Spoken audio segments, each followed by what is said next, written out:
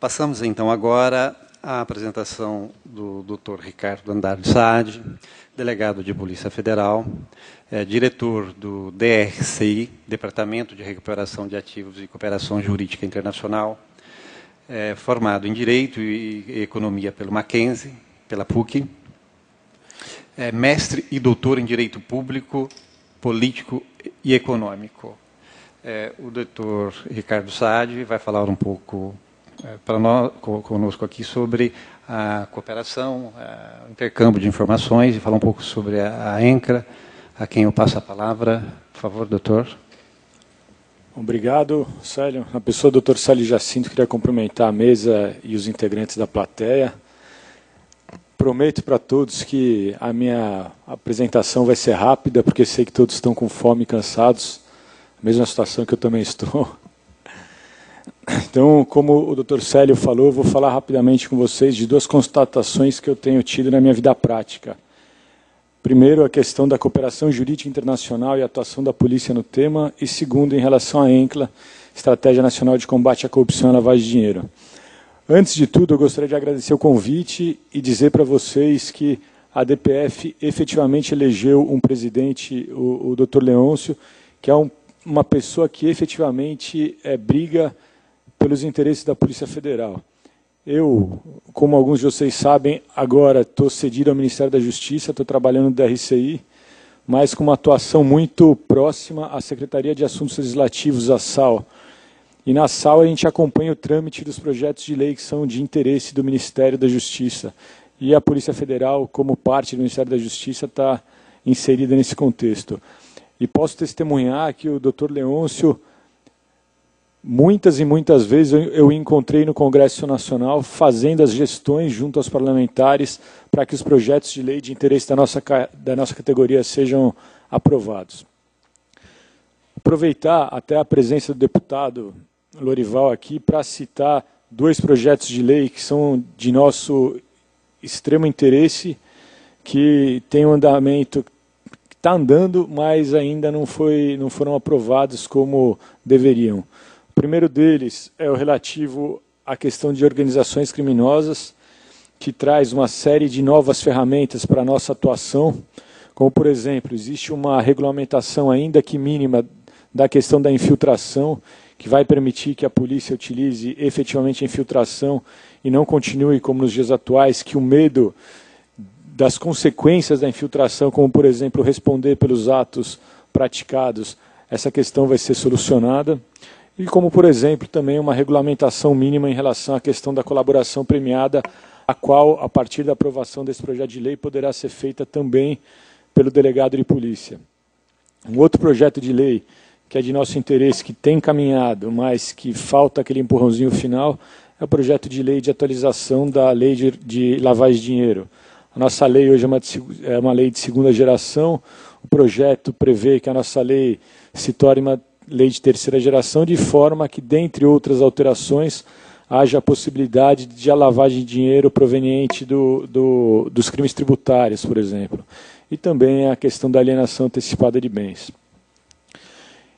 E essa comissão de juristas presidida pelo ministro Gilson Dipp está trazendo a figura do enriquecimento ilícito, né, da criminalização do enriquecimento ilícito, o que para nós policiais e para a sociedade como um todo é uma condição extremamente importante para o combate à criminalidade. O Brasil está ficando atrás de outros países que já têm a legislação sobre enriquecimento ilícito, convenções internacionais, como por exemplo a Convenção da ONU de Mérida, determinam que os países, ou aconselham que os países criem o tipo penal do enriquecimento ilícito, e o Brasil efetivamente ainda não o fez e está atrás nesse sentido. Posto isso, pessoal, vamos falar rapidamente dessas duas questões. Tá. Essas duas questões, a questão da atuação da Polícia Federal na questão da cooperação jurídica internacional e a questão da Estratégia Nacional de Combate à Corrupção e à Lavagem de Dinheiro. Primeiro, tem homenagem à presença aqui do nosso ilustre Dr. Getúlio, né, Dr. Getúlio? Não vou repetir o combate capitalista ao crime organizado, mas efetivamente o combate ao crime organizado hoje se dá não mais através da prisão das pessoas, mas principalmente através da descapitalização da atividade criminosa. Mais vale você tirar os bens da organização criminosa, tirar seu combustível, do que você simplesmente prender o criminoso. Se você prende o criminoso, por exemplo, um traficante, o que vai acontecer? Nada. No dia seguinte tem alguém no lugar dele, a atividade continua existindo. Se você prende um criminoso de mais alto poder aquisitivo, que conhece as brechas da lei, que contrata bons advogados, o que vai acontecer? Não vai acontecer nada. Ele vai ficar preso 1, 2, 3 dias, vai voltar e vai continuar com as suas atividades até que o processo seja julgado pela questão da presunção da inocência. Então, nesse contexto, a atuação das autoridades tem que se dar principalmente minando o combustível da organização criminosa, tirando os bens, direitos e valores da organização criminosa. Só que o que ocorre nos dias atuais? A organização criminosa geralmente pratica o crime, por exemplo, no Brasil, e guarda os seus recursos no Brasil?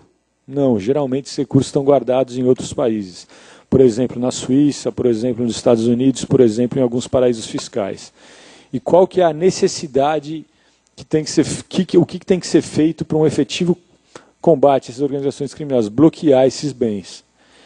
Quantas e quantas operações policiais a gente já participou lá na Delefim de São Paulo, em que foi feita a operação, nós apreendemos 20, 30 carros de luxo, a gente bloqueou contas correntes no Brasil no valor de 5, 10 milhões de reais, saiu todo feliz no dia da operação, só que depois, analisando a documentação apreendida, analisando os extratos, a gente vê, com todo respeito ao termo, mas que era dinheiro de pinga da organização criminosa, aquilo que a gente pegou aqui no Brasil, que o grande volume desse dinheiro estava no exterior, estava em paraísos fiscais, estava em contas de offshore e outras coisas.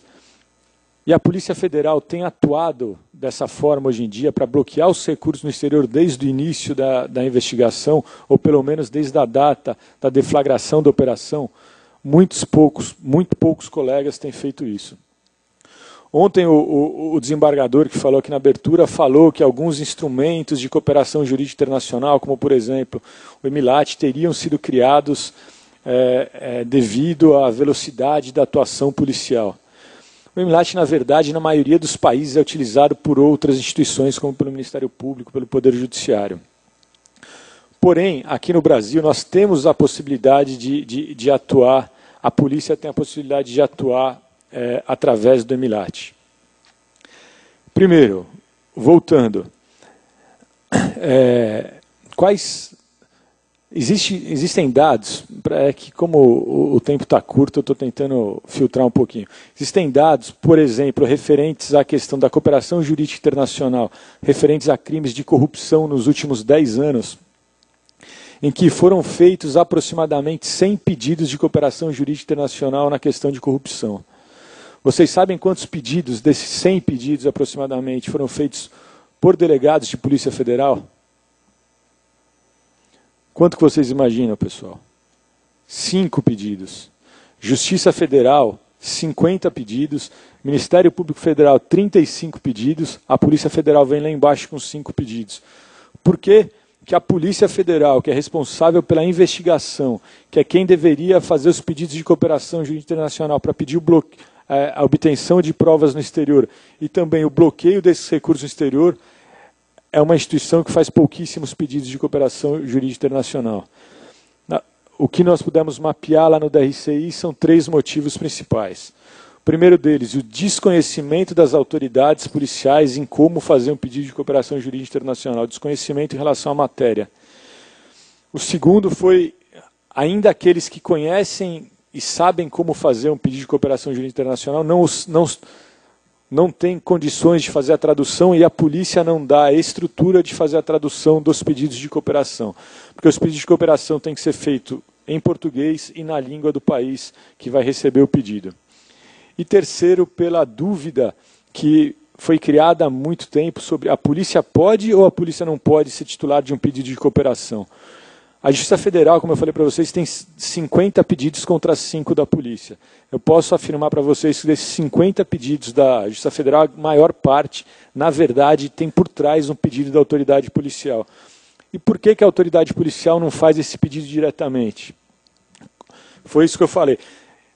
existia uma cultura, não uma cultura, mas existia uma lenda de que a polícia federal ou civil, mas que o delegado de polícia não podia ser titular de um pedido de cooperação jurídica internacional. Isso é uma lenda. Os acordos de cooperação jurídica internacional prevêem, na sua grande maioria, e com certeza todos aqueles que foram negociados depois da minha chegada no Ministério da Justiça, que a autoridade que pode fazer o pedido de cooperação jurídica internacional é aquela autoridade que poderia fazer o pedido no seu próprio país. Por exemplo, aqui no Brasil, nós policiais podemos representar pela quebra de sigilo bancário do investigado? Podemos. Então nós podemos fazer o pedido de cooperação jurídica internacional representando pela quebra do sigilo bancário da pessoa em outro país. Então tudo aquilo que nós podemos fazer, o pedido que nós podemos fazer aqui, nós podemos fazer no exterior, na grande maioria dos países. Existem pouquíssimas exceções, essas exceções dentre as quais existe a França, em que está previsto no texto do acordo ou nas cartas, nos memorandos de entendimento que são trocados depois, que apenas autoridades judiciárias e membros do Ministério Público podem ser titular da cooperação. Só que volto a falar para vocês, isso é uma exceção. A grande maioria dos casos a Polícia Federal pode sim e deve fazer os pedidos de cooperação. Nesse sentido, são duas questões. Primeiro, eu fico muito feliz, tive uma reunião há cerca de um mês com a nova equipe da CGPCI, com o Dr. Álvaro Palharini, com o Navarras, com a Paula e com outros, e a nova postura da CGPCI em relação à cooperação jurídica internacional efetivamente é aquela que a gente espera da Polícia Federal, uma postura que não só vai estimular os colegas a fazer os pedidos de cooperação, que vai ajudar os colegas a fazer os pedidos de cooperação, que vai orientar os colegas a fazer os pedidos de cooperação, como também aqueles pedidos que vêm do exterior para serem cumpridos aqui no Brasil, que nós devemos sim cumprir, e cumprir rápido, e cumprir com efetividade, e que hoje em dia isso não tem ocorrido. Por quê? Porque chega um pedido de cooperação de outro país, esse pedido de cooperação vai para o final da fila, a gente tem outros inquéritos para se preocupar, isso tudo. Só que a gente esquece que esse país que mandou o pedido para a gente vai mandar o pedido para eles também. Então, se a gente demorar para cumprir aqui, eles vão demorar para cumprir lá. E dos pedidos de cooperação jurídica internacional, 80% dos pedidos são pedidos ativos de autoridades brasileiras contra apenas 20% dos pedidos das autoridades estrangeiras para o nosso país. E aquela lenda também de que os pedidos de cooperação jurídica internacional demoram muito tempo para serem cumpridos, também já não existe. Hoje, eu tenho um gráfico aqui, depois eu posso deixar com quem quiser, eu ia mostrar no PowerPoint, mas acho que pelo tempo não é necessário, que os pedidos de cooperação têm demorado em média de 6 a 7 meses para voltar devidamente cumpridos. 6 a 7 meses é rápido? Não é rápido, mas não é 2, 3, 4 anos como antigamente se falava, e às vezes a gente demora 5, 6 meses para fazer uma oitiva, porque a nossa pauta está cheia, porque no dia que a oitiva foi marcada tem operação e tem que ser desmarcada. Então, um documento vindo do exterior, uma prova vindo do exterior, ela não demora tanto tempo. E nesse sentido, só para finalizar essa questão da cooperação jurídica internacional, não é tema desse painel, mas eu não resisto a falar. Como eu conversei com algumas pessoas, o Brasil já bloqueou no exterior uma quantia superior a 2 bilhões de dólares em pedidos de cooperação jurídica internacional dos diversos crimes, corrupção, lavagem de dinheiro, tráfico de drogas e outros. Desses mais de 2 bilhões que já foram bloqueados, uma parte disso inclusive desbloqueada, quanto que o Brasil trouxe de volta para o nosso país, para os cofres públicos? Menos de 5 milhões de dólares. E por que isso? Por que essa diferença tão grande? De mais de 2 bilhões congelados lá fora e menos de 5 milhões de volta aqui no nosso país. Porque todos os países exigem que tenha o trânsito em julgado da sentença penal condenatória no país de origem para que os recursos sejam devolvidos. Eu entrei na Polícia Federal, como alguns dos senhores, em 2002. Nenhuma operação que eu participei transitou em julgado até hoje. Nenhuma operação. Muitas delas foram resolvidas pela polícia em meses, e algumas resolvidas pela Justiça de Primeira Instância em um ano e meio, e estão paradas nos tribunais. Outras, efetivamente, já ficam paradas na Justiça de Primeira Instância. A culpa disso é dos juízes, é dos desembargadores, é dos ministros? Não, a culpa é do sistema, na minha opinião. O nosso sistema que permite uma série de recursos,